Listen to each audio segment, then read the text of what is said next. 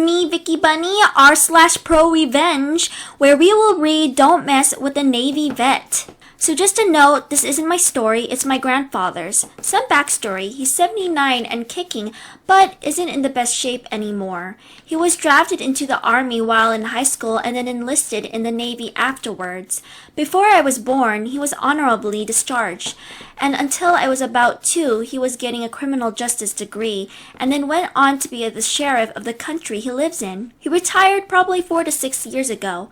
My grandma also worked in the army. She had a desk job. I don't know the specifics, and retired 3 years before my grandpa did. So they make a decent amount in pensions. Not a lot, but enough to pay taxes on the house that's been in my grandma's family for a few generations, and enough to spoil us grandkids when we come visit as grandparents too. It will be important to note later in the story that I have an uncle who lives in the same town as my grandpa and is currently a deputy for the police department. Anyways, on to the story. So maybe 4 years ago, I was just 14. My grandpa decided he wanted a shed. He's a big woodworking guy and makes benches and bookshelves and nightstands etc in his free time. But he isn't in shape to build a structure even with the help of my cousins.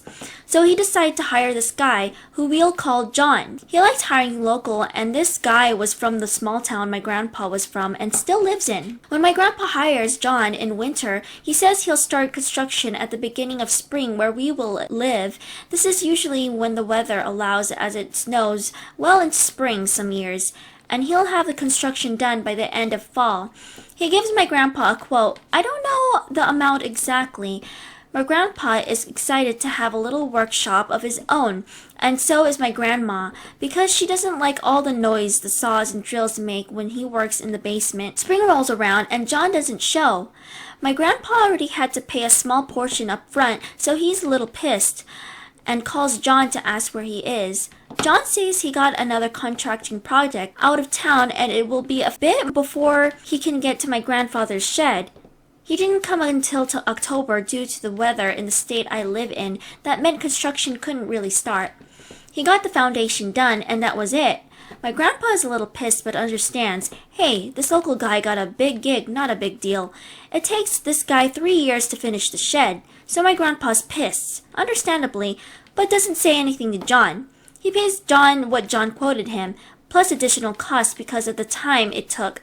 But the calls the company that gave John a contracting permit to file an official report against him. I don't know how this works, and I might be getting this part wrong. It does without a hitch. He thinks it's over, right? Wrong. On my cousin's graduation that year, John uninvited shows up and tells my grandpa he still owes $6,000. My grandpa basically tells him to come back on a different day because my cousin is more important.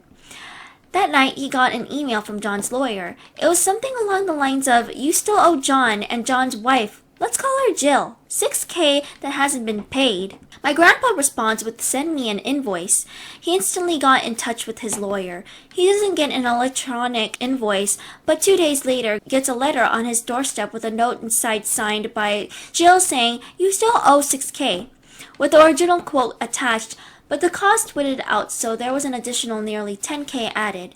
So he sends the original copy of the quote, along with the letter from Jill, as well as a printed copy of the email from John and Jill's lawyer, to his lawyer and talks to my uncle. We'll call him Dave. So Dave starts asking people offhand about John, and starts bringing John up to his work friends, before finding out that a few years prior John had been reported for theft, but the case hadn't been anywhere. Dave digs a little, finds more and more police reports saying that John has repeatedly stolen from people around the town, as well as failed to pay the teens he hires over summer.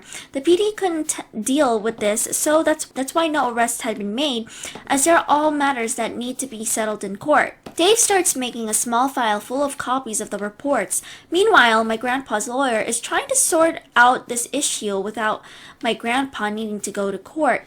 My grandpa gets a discount that lawyers the $6,000 still owed about $4,500, but my grandpa is still livid. And after talking to Dave, he decides he's going to take it to court. My grandpa goes to court with his lawyer and has both a small packet from Dave as well as his own records. I wasn't there for the trial, so I can't say exactly what happened. But John had to pay out $10,000 plus to my grandpa, as well as numerous other fees to various other clients and employees.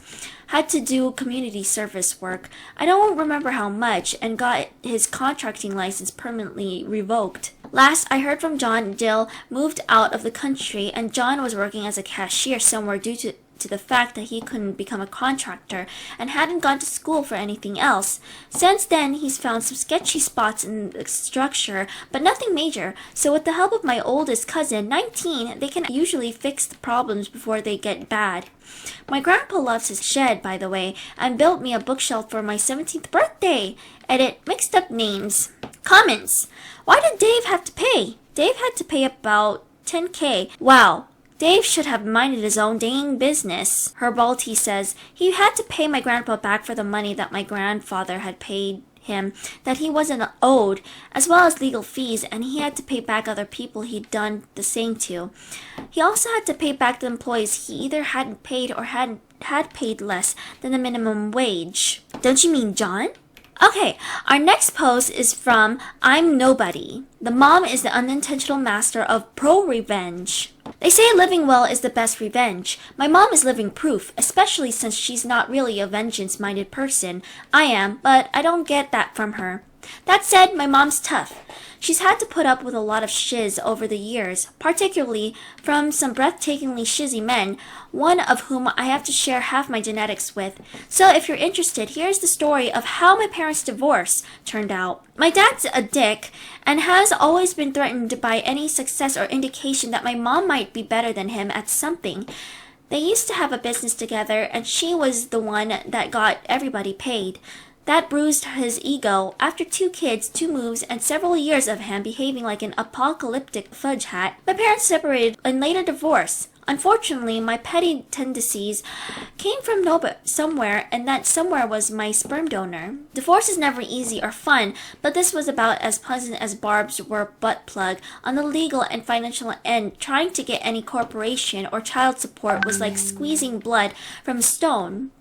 For us kids, he had joint custody where he put no effort into bonding with us and mostly dumped him on his new girlfriend and eventual wife, who's 10 years younger than him. She's an unholy heck to me and my sibling, and he can't be arsed to care too much about that, to make things extra miserable.